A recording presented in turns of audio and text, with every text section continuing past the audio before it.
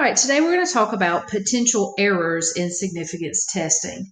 But before we do, I want to make sure you understand that these errors are not caused by mistakes made by a person conducting a test. These aren't careless errors, these aren't computational errors. These are errors that are going to ultimately be caused by the variability in the data collection process. So let's start before we talk about the errors in terms of statistics. Let's talk about errors in a context that I believe most of you are familiar with. Suppose a crime has been committed. The way our system works is, in order for you to be brought to trial, there has to be some evidence pointing towards you for you to be arrested and for you to be brought in front of a jury. And it's the job of the jury to decide whether or not that evidence is convincing. We live in a country where we are innocent until proven guilty. It's not the other way around. So the jury has to decide if the evidence is convincing enough that the only possible explanation is that this person did commit the crime. So, what are the two hypotheses in this situation? So, in every court of law, what is it that we always assume to be true? That the person's innocent. So the alternative, what we are looking at the evidence to see if we have evidence to assume this is true, is guilty. So if you think about the way a jury brings back a decision, they never say, hey, this guy's innocent. Remember, we cannot accept the null hypothesis as true, but we can say we don't have enough evidence to convict the person for the crime. So we don't say they're innocent, we say they're not guilty. So we're always looking for evidence for or against the alternative, just like in a court of law, for or against your guilt. So how could a jury be wrong?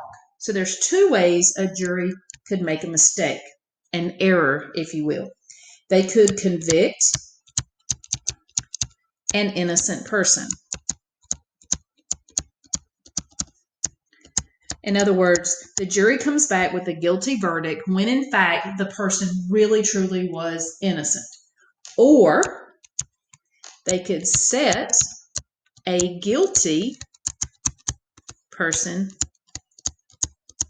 free. So they come back and say not guilty when in fact the person really truly is guilty. So in statistics, this is what is called an error, where the wrong decision has been made about the alternative hypothesis. So what are the consequences of each of these wrong decisions? Which one of these is worse? I guess it would depend for me on which crime, on what the crime is. So if it's murder, convicting an innocent person, yeah, that's pretty bad, but only for like that one, I don't know. It could go either way.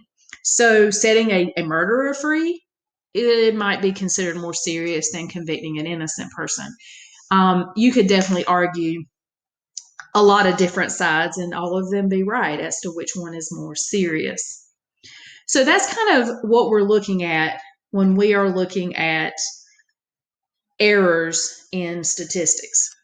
Now, let's take this and bring it into the world of statistics and out of the world of criminal law. So, the Wolverine Worldwide, this is a shoe company in Rockford, improperly disposed of chemicals which have leaked into the groundwater. So, before we get into this, I just wanted to show you a website where this was a real legitimate issue in Michigan a couple years ago. The International Hush Puppy shoe brand has left a toxic footprint in neighborhoods north of Grand Rapids, Michigan. So what was happening is some of the Scotchgard chemicals, which are used to waterproof shoes, were dumped on grounds and sites, and then the chemicals polluted the groundwater and drinking well water for decades. And so they're probably still working with that. So this is a problem based on a real world situation. The state's drinking water limit of 70 parts per trillion is considered safe, while anything above 70 parts per trillion is considered dangerous. Officials believe the water in Rockford may be unsafe. They take a random sample of 200 households in Rockford. They find the average lead level of the sample is 70.5. So there is a little bit of evidence that maybe the water is not safe because 70.5 is greater than the cutoff for safety. So what is our appropriate hypothesis for performing a significance test using words and symbols? All right, so our alternative, is this a mu or is this a proportion?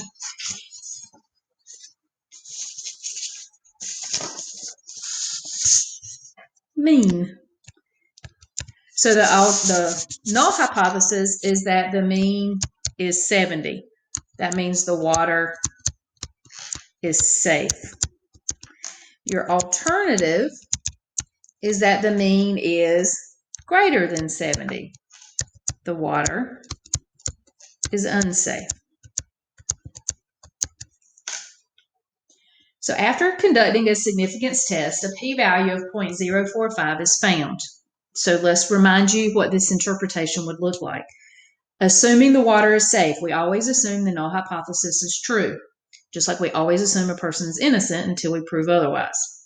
And that's basically what we're doing here. Assuming the water is safe, there is a 0.045 probability of getting a sample mean 70.5 or more by chance alone. So we got a 4.5% chance that we just randomly got 70.5 and the water is really safe. Based on the p-value, should Rockford keep the current water or switch to bottled water? So they should switch to bottled water because we have convincing evidence that the alternative hypothesis is true. Since 0.045 is less than, say, 5% alpha level, then we have evidence to support the alternative being true. So we should switch to bottled water. Well, let's suppose this decision is wrong. What could be a consequence of this error? Now, keep in mind, error doesn't mean somebody's done something wrong. It means that we just so happen to be on the wrong side of the alpha level. So they could waste money and resources on bottled water if we decided to switch to bottled water because of our p-value. Given the water is safe, how often will this error occur? I'm going to let you think about that for a second. 5% of the time, we will get statistically significant results purely by chance alone. What is this 5%? Isn't this our alpha level?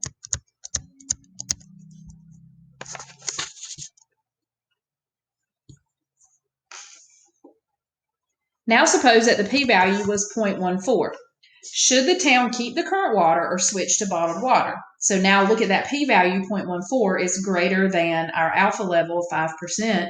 So they should keep the water because they don't have convincing evidence to support the alternative or convincing evidence against the null. Let's suppose this decision is wrong.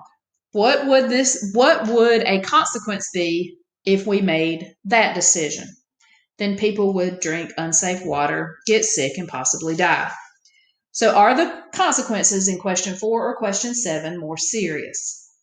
I think we would all agree that the consequences from question 7 are more serious because, if we are drinking bottled water, we might be spending more money, but people will stay relatively healthy and alive, where if we are drinking gross, dirty water, we could get sick, maybe even die. So, bringing this to statistics,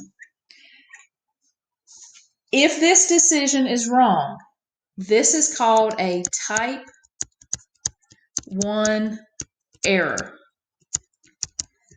When we say that the alternative is true, when in fact the null is true. So a type 1 error is made when the null is actually true, but we decide that it's not. A type 2 error would be if,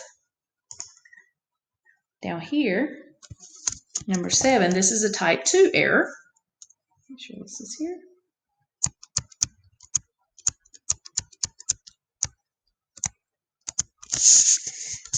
happens when the alternative is true, but we say it's not true. We say there's no evidence against the null, when in fact the null is not right. So the two errors in statistic are type 1 and type 2. Type 1 is if the null hypothesis is true, but we decide otherwise. A type 2 is the alternative is true, and we decide otherwise. Now, this alpha level gives us the probability of getting a type 1 error. So the probability of a type 1 error is alpha. All right, let's summarize. A type 1 error is when the null hypothesis is true, but we make the wrong decision.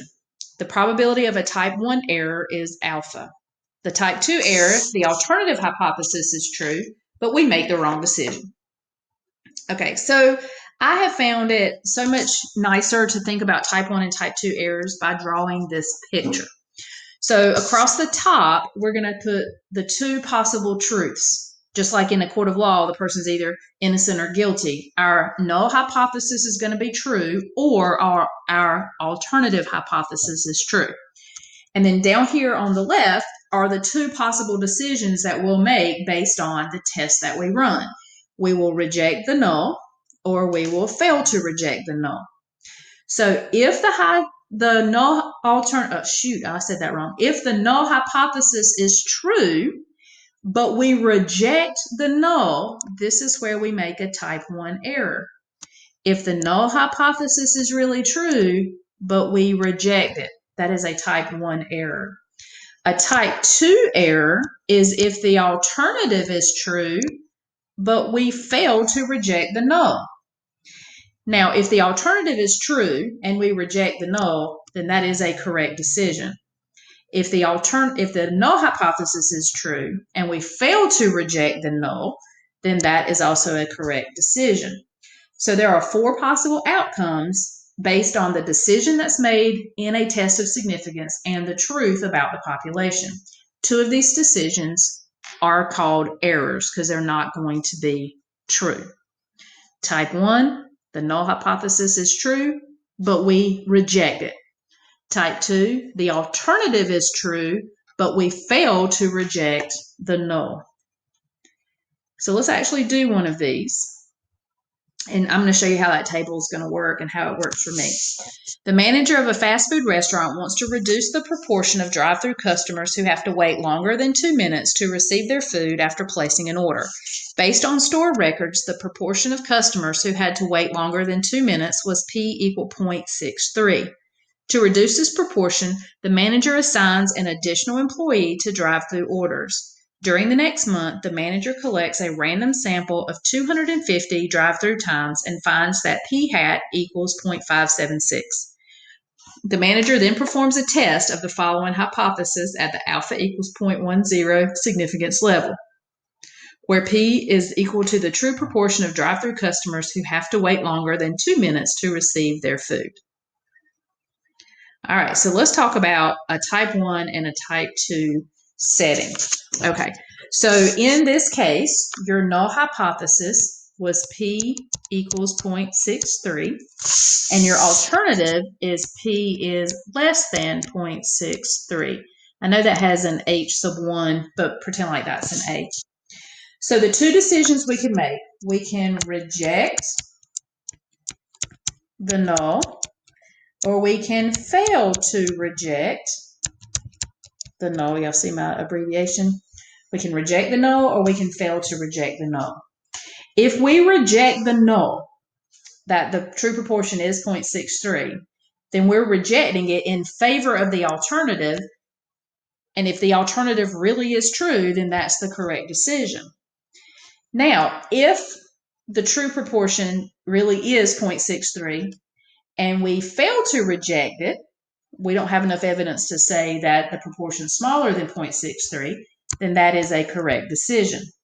So then your type 1 error is assuming that this 0.63, if that is the actual truth, that the true proportion is 0.63, but we throw it out. That is a type 1 error. Then a type 2 error is if the truth of the matter is that the true proportion is less than 0.63, but we fail to reject the null hypothesis of being 0.63. So we'll believe that the true proportion is 0.63 when in fact it really is less than 0.63. So I have typed this up in context. The type 1 error is where 63% of the customers actually do wait longer than 2 minutes, but the manager thinks that less than 60% actually do wait longer. The type 2 error is that less than 63% of customers will wait that longer than 2 minutes, but the manager thinks that only 63% are waiting. So remember, 63% of customers, this is your null hypothesis. Less than 63, this is your alternative. So a type 1 is if the null is true, but we reject it in favor of the alternative.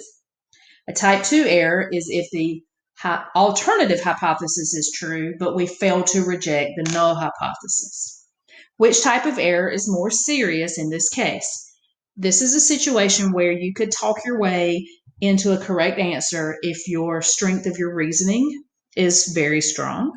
So what I said was, I think the type 1 because the manager will believe that this extra employee reduces the proportion of customers who wait, but in fact it doesn't reduce the number of customers who wait. So then you're spending extra money on this employee, you're frustrating your customers because they're waiting more than 2 minutes, and that might be more serious than you believing that 63% wait when in actuality fewer than 63 actually are waiting that length of time. Based on your answer to question 2, do you agree with the company's choice of setting a significance level at 0.10? Why or why not? So if you'll remember, this alpha level is your probability of a type 1 error occurring. So since we think that the type 1, I guess I should say, since I think that the type 1 error is worse than a type 2, I'm going to want the alpha level to be less than 10%, because that 10%, that's saying that I have a 10% chance of making the wrong decision just by pure luck, just by happenstance.